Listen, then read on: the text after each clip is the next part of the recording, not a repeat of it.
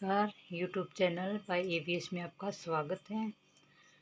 आज हम अपनी 16th क्लास स्टार्ट करते हैं। हमें सफलता पाने के लिए पहले अपने आप पर विश्वास करना ज़रूरी है। हमें सफलता पाने के लिए पहले अपने आप पर विश्वास करना ज़रूरी है कि हम ये कर सकते हैं या नहीं कर सकते।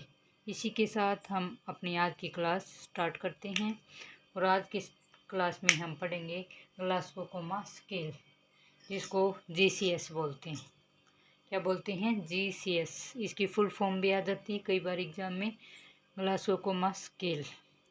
ग्लासगो कोमा से हमें पता चल रहा है कि ये हमारे कॉन्शियस लेवल स्केल, किसी भी चीज़ का मापदंड, यानी कि इसके अंदर हम क्या करते हैं कि ये क्या है, एक स्केल है। यानी कि स्केल का जो यूज होता है वो किसी चीज़ को मापना होता है।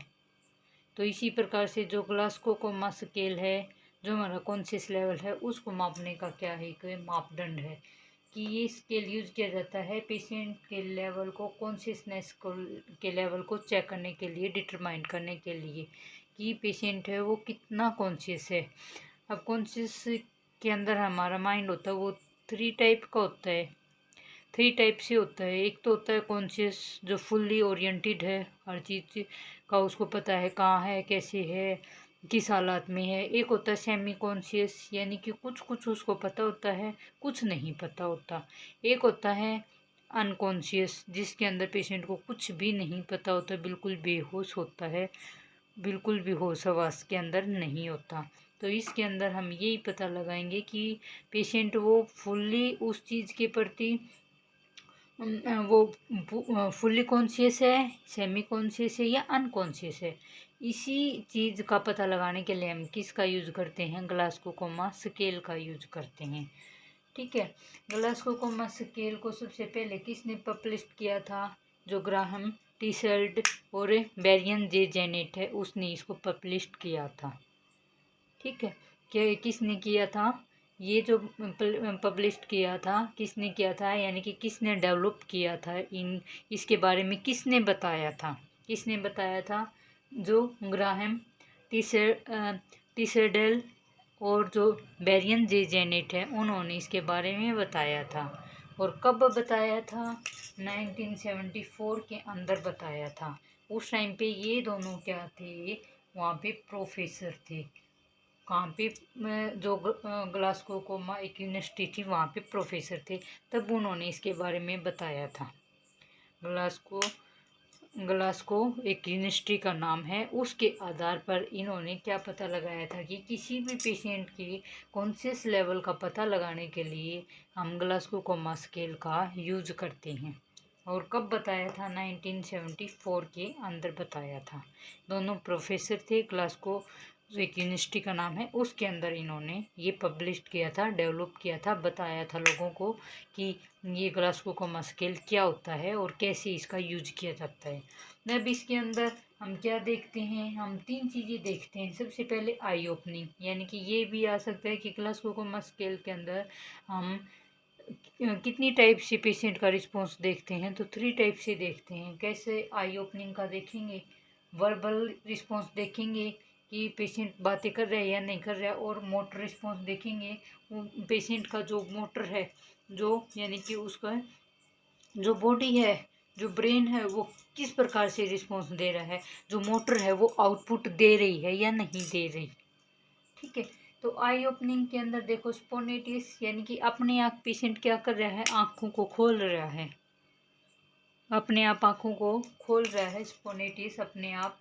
तो उसको 4 नंबर दे देंगे। कहने का मतलब कि पेशेंट क्या है, पूरी रूप से ओरिएंटेड है कि वो कहाँ है, कैसे है, किस हालत में है, कौन है उसके साथ, किस टाइम पे है, टाइम क्या हो रखा है, तो अच्छे से उसको पता है, तो उसको 4 नंबर देंगे। अगर उसको बोलेंगे टू वर्बल कमांड, अगर उसको बोलेंगे कि आंखें खोलो, कहने से वो आँख खोल रहा है, तो उसको दे देंगे 3 नंबर। अपने आप खोल रहा है तो 4 नंबर। अगर उसको बोलेंगे कि आंखों खोलो, यानी कि वर्बल कमांड पे ही वो काम कर रहा है, तो उसको देंगे 3 नंबर। टू पेन, अगर उसको पेन होता है उसी टाइम पे वो क्या करता है, आंखें खोलता है, उसको दर्द होएगा तब आंखें खोलेगा, तो उसको देंगे 2 नंबर। नो रिस्पॉन्स, किसी भी प्रकार का ना अपने आप खोल रहा, ना बोलने से खोल रहा, दर्द है ना उस टाइम पे खोल रहा है, तो उसको 1 नंबर देंगे, यानी कि पेशेंट कोई किसी प्रकार का रिस्पॉन्स नहीं दे रहा। फिर ये थे आई ओपनिंग के अंदर हमें हमारे कितने नंबर होते हैं, 4 नंबर हमारा हाईएस्ट नंबर होता है और 1 नंबर हमारा लोवेस्ट नंबर होता है। इस प्रकार से हम इसके अंदर आई ओपनिंग के अंदर 4 प्रकार से देखेंगे कि पेशेंट कॉन्शियस है, सेमी कॉन्शियस है या अनकॉन्शियस है। ठीक है। फिर देखेंगे वर्बल रिस्पॉन्स कि वो बातें कर रहा है या नहीं कर रहा। ओरिएंटेड टॉक यानी कि उसको सब पता है। ओरिएंटेड का मतलब होता है किसी भी प्लेस का, पर्सन का, टाइम का हमें अच्छे से ज्ञान होता है, हमें अच्छे से पता होता है कहाँ हैं हम, किसके साथ हैं, किस टाइम पे हैं, सब कुछ उसको पता होता है। यानी कि ओरिएंटेशन का मतलब सराउंडिंग पूरी नॉलेज होना, उसको बातें बता रहा है सब कुछ कैसे है। जैसे मान लो, और ये किस टाइम पे यूज करते हैं, मान लो कोई भी ब्रेन हैमरेज हो गई, ब्रेन के ऊपर इंजरी हो गई, उस टाइम पे इन चीज़ों का हम यूज करते हैं। ग्लासकोमा स्केल का, या किसी का एक्सीडेंट हो जाता है उस टाइम पे हम इन चीज़ों का यूज करते हैं उसकी ब्रेन का पता लगाने के लिए कि पेशेंट कितना कॉन्शियस है। अगर मान लो ओरिएंटेड टॉक दिमाग वगैरह पे चोट लगती है उस टाइम पे यूज करते हैं, तो हमें पहले ही पढ़ लिया कि कॉन्शियस लेवल का पता लगाने के लिए हम इसका यूज करते हैं। तो ओरिएंटेड टॉक के अंदर वो सब कुछ बता रहा है तो उसको 5 नंबर दे देंगे। डिसओरिएंटेड टॉक्स है यानी कि उसको कुछ पता है और कुछ नहीं पता, अच्छे से नहीं पता कि कहाँ पे है, किसके साथ है और किस टाइम पे है, वो डिसओरिएंटेड है। यानी कि अपने सराउंडिंग जो एरिया होता है उसकी उसको पूरी नॉलेज नहीं है, तो उसको 4 नंबर देंगे। इनएप्रोप्रिएट वर्ड यानी कि इनएप्रोप्रिएट किसी भी सही वर्ड का यूज नहीं कर रहा, तो उसको हम 3 नंबर दे देंगे। इनकॉम्प्रीहेंसिव साउंड है। इनकॉम्प्रीहेंसिव के अंदर यानी कि किसी चीज़ को वो अच्छे से नहीं बता पा रहा, वो अच्छे से व्याख्या नहीं कर पा रहा, यानी कि वो एक्सप्लेन नहीं कर पा रहा कि क्या है। कोई कुछ वर्ड निकाल रहा है, कोई कुछ साउंड निकाल रहा है, अजीब अजीब साउंड निकालेगा। उससे ये पूछेंगे कि दर्द हो रहा है तो भी नहीं बताएगा, लेकिन साउंड अजीब सी साउंड निकालेगा जिसका हम अंदाज़ा नहीं लगा सकते। यानी कि उसकी साउंड के द्वारा हमें पता नहीं चलेगा कि पेशेंट क्या एक्सप्लेन करना चाह रहा है, तो उसको 2 नंबर दे देंगे। नो रिस्पॉन्स, अगर कोई भी रिस्पॉन्स नहीं दे रहा है तो उसको हमें 1 नंबर दे देंगे। किसी प्रकार का भी रिस्पॉन्स नहीं है, अनकॉन्शियस की हालात में है पेशेंट, तो हम उसको 1 नंबर दे देंगे। फिर आता है हमारा मोटर रिस्पॉन्स कि जो हमारी मोटर है वो कितना आउटपुट दे रही है, कितना काम कर रही है।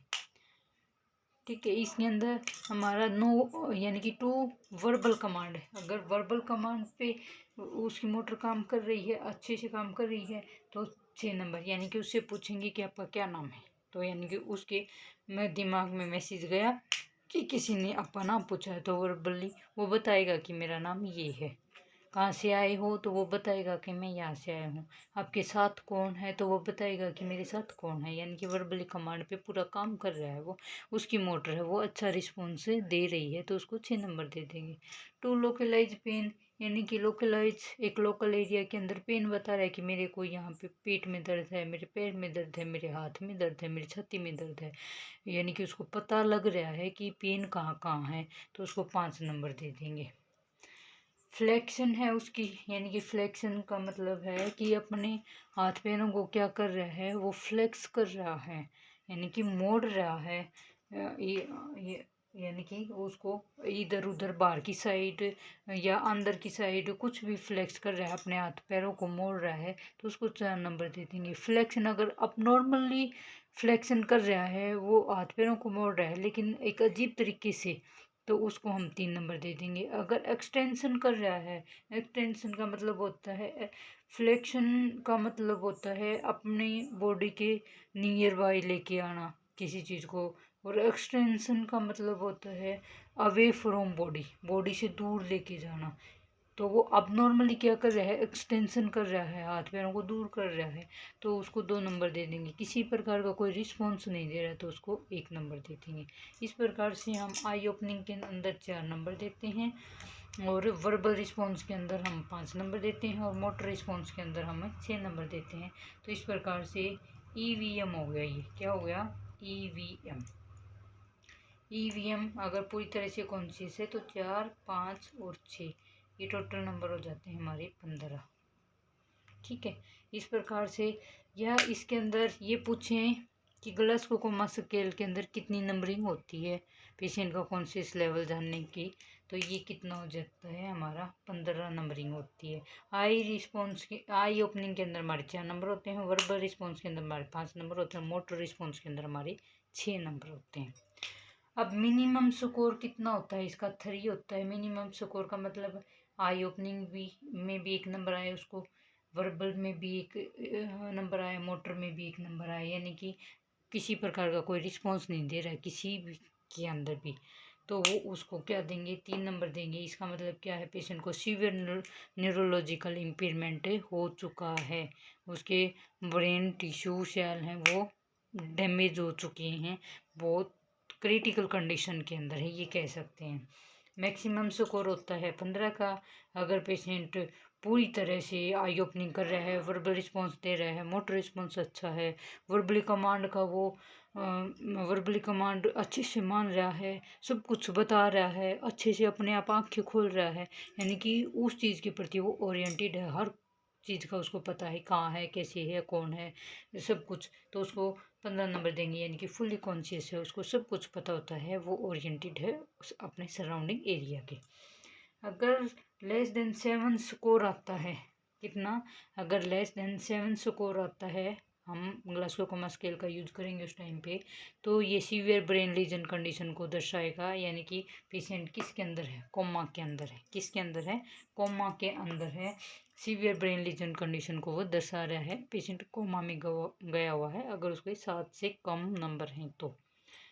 8 से 12 का स्कोर आ रहा है उसका, यानी कि 8 से कुछ आई रिस्पॉन्स दे रहे हैं उसके, कुछ वर्बल रिस्पॉन्स दे रहे हैं, कुछ मोटर रिस्पॉन्स दे रहे हैं, यानी कि 8 से 12 का स्कोर आ जाता है तो मॉडरेट ब्रेन लीजन्स है। यानी कि लेस देन 7 से है तो पेशेंट क्या है? सीवियर क्रिटिकल कंडीशन के अंदर है ही है, कोमा के अंदर गया हुआ है। मॉडरेट ब्रेन लीजन के अंदर, यानी कि माइल्ड भी नहीं है, माइल्ड से ज़्यादा है, सीवियर भी नहीं है, माइल्ड भी नहीं है, मीडियम है, यानी कि बीच का है कि पेशेंट को ब्रेन लीजन हो रखा है, पेशेंट यानी कि वापस कवर भी कर सकता है और नहीं भी कर सकता, मॉडरेट कंडीशन के अंदर चल रहा है।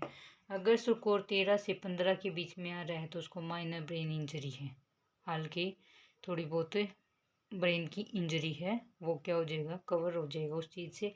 अगर मान लो पूरा 15 नंबर आ रहा है तो पेशेंट फुल्ली कॉन्शियस है। अगर इनमें से मान लो 13 नंबर आ गए, 14 नंबर आ गए, एक आधा नंबर कट रहा है उसका, तो उसका मतलब उसको थोड़ी बहुत हल्की ही ब्रेन इंजरी है, वो जल्दी ही कवर कर जाएगा उस चीज़ को। ये बहुत इंपॉर्टेंट टॉपिक है और इसमें से कई बार क्वेश्चन पूछ लेते हैं कि ग्लासकोमा स्केल किसके लिए यूज करते हैं। तो सबसे पहले ये पता होना चाहिए कि ये पेशेंट की कॉन्शियस लेवल को जांचने के लिए हम इसका यूज़ करते हैं। GCS आ जाता है कि फुल फॉर्म बताओ तो ग्लासकोमा स्केल। किसने इसको सबसे पहले पब्लिश किया था, डेवलप किया था? तो जो ग्राहम टीसेडेल है या वेरियन जो जे जेनेट है उसने किया था। कब किया था? 1974 के अंदर। ये दोनों कौन थे? प्रोफेसर थे। कहाँ थे? ग्लासकोमा यूनिवर्सिटी के अंदर। और ग्लासकोमा स्केल के अंदर हम कितनी कैटेगरी के अंदर पेशेंट का रिस्पॉन्स देखते हैं? 3 कैटेगरी के अंदर, आई रिस्पॉन्स, वर्बल रिस्पॉन्स और मोटर रिस्पॉन्स।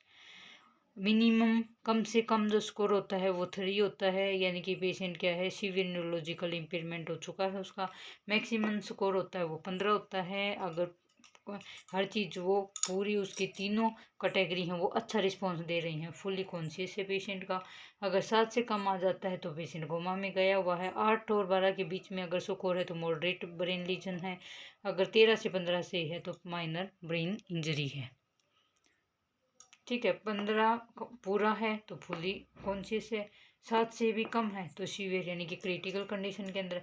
अगर मिनिमम स्कोर 3 है तो यानी कि न्यूरोलॉजिकल बिल्कुल ही उसका इम्पेयरमेंट हो चुका है, कवर होना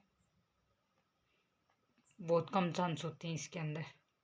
अगर ग्लासकोमा स्केल के अंदर 3 अगर उसको नंबर मिल रहे हैं तो इसका मतलब पेशेंट है जो वो ब्रेन डैमेज हो गया है और बहुत मुश्किल है कि वो दोबारा से कवर हो पाएगा या नहीं हो पाएगा। ठीक है, आज के लिए इतना ही। धन्यवाद।